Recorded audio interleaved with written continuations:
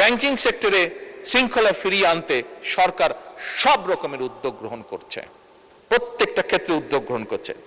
দেশ থেকে যে দেশের মানুষের লক্ষ কোটি টাকা পাচার হয়ে গিয়েছিল, সেই পাচারকৃত টাকাও ফিরিয়ে আনার জন্য আমরা দেখেছি বিনিয়োগ বাজারে বা পুঁজিবাজারে, আমরা দেখেছি পুঁজিবাজারে কিভাবে কি হয়েছিল স্বৈরাচারের সময়, কিভাবে অসহায় মানুষ সহ্য করতে না পেরে, কষ্ট সহ্য করতে না পেরে আত্মহত্যা করেছিল, যা বোধহয় পৃথিবীর অন্য কোনো দেশে কোনোদিন ঘটেনি। মাননীয় স্পিকার, এই পুঁজিবাজারকে কিভাবে দীর্ঘমেয়াদী বিনিয়োগের কার্যকর প্ল্যাটফর্ম তৈরি করা যায়, এর ভিতরেই বর্তমান সরকার পরিকল্পনা গ্রহণ করেছে। আমি দৃঢ়ভাবে বিশ্বাসী আমাদের যোগ্য ফাইন্যান্স মিনিস্টারের নেতৃত্বে আমরা কিছুদিনের মধ্যেই এর একটি ভেরি পজিটিভ রিফ্লেকশন আমরা দেখতে পাব।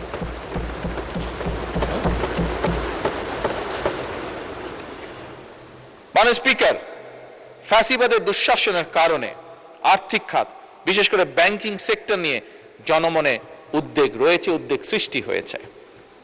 ব্যাংকিং, আমি আগেই বলেছি, আমাদের এই বাজেটের অন্যতম একটি ইম্পর্টেন্ট লক্ষ্য হলো অর্থনৈতিক খাতে শৃঙ্খলাকে যে কোনো মূল্যে ফিরিয়ে নিয়ে আসা, এবং ব্যাংকিং সেক্টরে শৃঙ্খলা ফিরিয়ে আনতে সরকার সব রকমের উদ্যোগ গ্রহণ করছে, প্রত্যেকটা ক্ষেত্রে উদ্যোগ গ্রহণ করছে। এখানে বিরোধী দলীয় নেতা আরেকটি ইম্পর্টেন্ট বিষয় উল্লেখ করেছেন যে ফ্যাসিবাদের আমলে দেশ থেকে যে দেশের মানুষের লক্ষ কোটি টাকা পাচার হয়ে গিয়েছিল, সেই পাচারকৃত টাকাও ফিরিয়ে আনার জন্য মাননীয় স্পিকার, আপনি এবং আপনার মাধ্যমে সমগ্র সংসদ অত্যন্ত খুশি হবেন যে বিদেশে যে পাচারকৃত অর্থ, সেই অর্থ এবং সম্পদ ফিরিয়ে আনার জন্য বাংলাদেশ সরকার এরই মধ্যে 13টি দেশে 23টি মিউচুয়াল লিগ্যাল অ্যাসিস্ট্যান্স রিকোয়েস্ট পাঠিয়েছে মাননীয় স্পিকার। এবং শুধু তাই নয়, এই মিউচুয়াল লিগ্যাল অ্যাসিস্ট্যান্স ট্রিটি চূড়ান্ত হয়েছে অনেকগুলো। 15টিরও বেশি ক্ষতিগ্রস্ত ব্যাংক আন্তর্জাতিক সম্পদ পুনরুদ্ধার প্রতিষ্ঠানের সঙ্গে, যারা এই কাজগুলো করে, প্রতিষ্ঠানের সঙ্গে 60টিরও বেশি নন ডিসক্লোজার এগ্রিমেন্ট স্বাক্ষর করে ফেলেছে সরকার ইতিমধ্যে।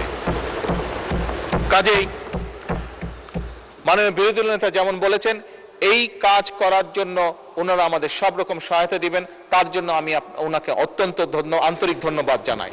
আমরা বাংলাদেশের আইন কানুন এবং আন্তর্জাতিক আইন কানুনের মধ্যে থেকে মাধ্যমে যত দ্রুত এবং যত বেশি সম্পদ, দেশের মানুষের যে সম্পদ পাচার হয়েছে, যত বেশি সংখ্যক সম্পদ সম্ভব, সেটি আমরা ইনশাআল্লাহ দেশে ফিরিয়ে নিয়ে আসবো।